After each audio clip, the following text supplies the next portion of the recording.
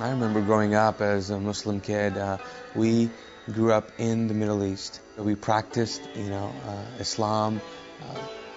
We would go pray, especially on Fridays. I remember going to the mosque on Friday. It was sort of a big deal. We practiced 5 times a day as well. And so everything that we did was pretty much centered around our beliefs. And I remember growing up in that culture, wanting a relationship with God, but knowing that this was it, that this was the religion that you go through, that Allah was the God that I served, and that Muhammad was his prophet.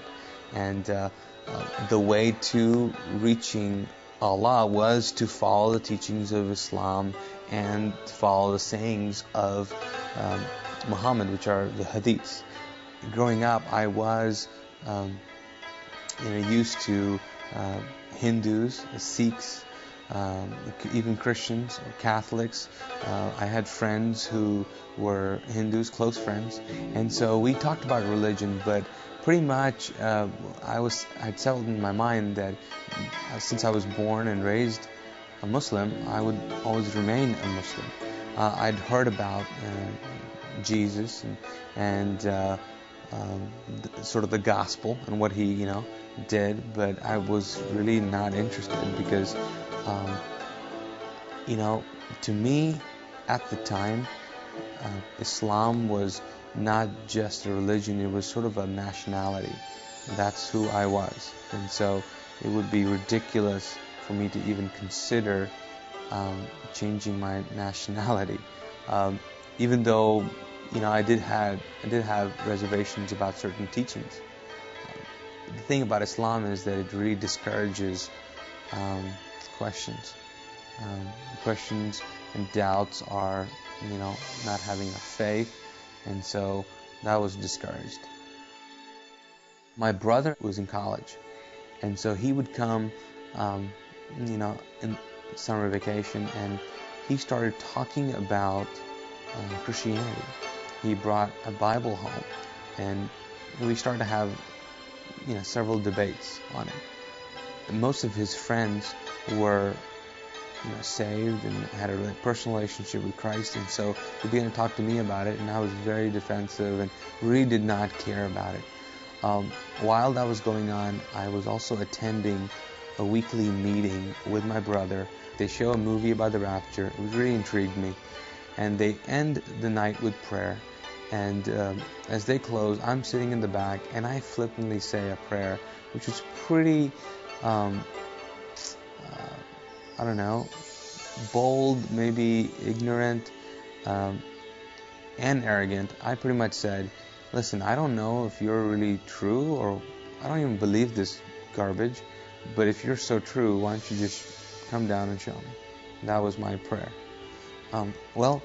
Several nights after that, I was in my room, and it was about 11 or 12 o'clock at night, and I had just finished reading a novel, and put the book down and stretched on my bed. And as I was stretching, all of a sudden I noticed that the room was getting just dark, but not really physically dark. It was just getting weird and evil, and I was like, what's going on? And as I'm thinking these thoughts, something grabs me from my shoulders and drags me and pins me to my pillow. And at that point my body begins to react, and finally the door opens up, and I'm thinking it's my brother that's going to walk in and rescue me, but in walks this figure, which later on I found out was a demon, and as it walks to my bed, it sort of is communicating that it's going to kill me. And I'm convinced now that if it gets me, I'm dying that night. At that same moment, I think I was just going through my head about, okay, Allah is the God of Islam. Can He help? And I just knew, for some reason, this was beyond Him. And so I thought, Jesus, can He help? And so as I'm thinking these thoughts, this figure is coming towards my bed. It reaches my bed and then disappears. I can't see him anymore. Whatever was holding me down, gets released, and I'm I can move again. So I got up from my bed and ran out of the room, woke up my brother, Mahmoud, and asked him, told him what had happened. And he at first said, did you have a dream? And I said, no, this was real. This was real. I remember still saying, listen, my shoulders are hurting from whatever was holding me down here. And so he began to talk to me about the whole experience. And I was like, this is great, but I am terrified. So help me out here. What's going on? And I said, I really believe this thing is going to kill me. And he said, well, there's only one person that has authority over demons and angels. And I said, who? He said, it's Jesus. And I said, okay, I'm praying to him, and whatever, sign me out, pretty much. And so that night we prayed together. And my prayer was, I don't know who you are, Jesus. I don't know if I can call you Lord, but I need your help. And I've heard that you're the only one who can save me from this and keep me from this. And so I'll give you my life. I'll give you everything I have. And then my brother prayed for me. And so after the prayer, felt better, but not, totally well. And so he said, okay, well, we'll see you in the morning, And my thought was, move over because I'm sleeping with you tonight. And he said, no, why don't you go back in that room? And I said, are you crazy? I'm not going back in that room. And he said, no, you should go back.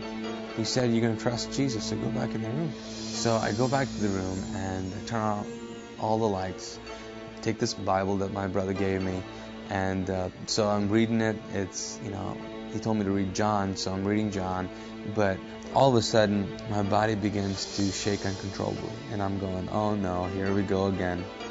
I'm just waiting to get pinned down again. And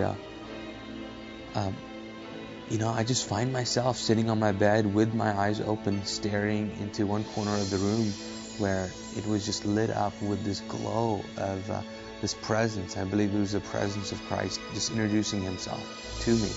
And I remember just looking in a corner of that room, and it was amazing to me because there was so much peace. I think the best way to put it is that the peace was so aggressive that it just took over every thought, feeling, emotion that I was feeling at the time. And there was utter peace. I don't think I've ever felt like that since. Just an amazing amount of peace. And I remember just staring, and what it actually did as well is it put me to sleep. I just remember just looking at it, and I think I said cool or something like that, and I fell asleep.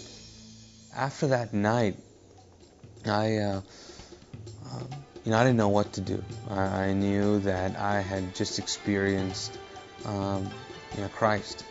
And so I remember having conversations with my brother about salvation, and saying going through the Romans road, or the prayer which talks about, believing and accepting and confessing that Jesus is Christ, Lord. And so we kind of did that together. And then I remember even on TV when I would watch shows and they would talk about accepting Christ, I would do it again. So I think I've prayed the salvation prayer about 10 times or so. Just wanted to make sure. But it's radically changed my life. I think my life has been different, but my thoughts have been different now too. My views on God have radically changed. In the past, God was a far-off God in Islam, not really relational. You kind of just did the deeds, and you're in hope for the best. Even now, if you ask a Muslim, if he's going to heaven, he would say he doesn't know. It all depends. And they just say, inshallah, which means, God's will, by God's grace, it'll happen. And but now it's very different. I know I have the assurance of faith now. Before, I thought that you had to do a certain amount of things to get closer to God. Now, I cannot get any closer to God. Now, my intimacy with God can grow, and my love for Him can grow, but as far as He's concerned, He's as close to me as He's going to get. I think that people long to be intimate and long to have people to know them and really know them. And it is amazing to see a God who really knows you and who can be so intimate with you and give you a purpose. I think the biggest thing for me has been the fact that since I've met Christ, I have found what I've been created for. I have found a purpose. And I know that the purpose of life now is to get as many people to experience the love that He has.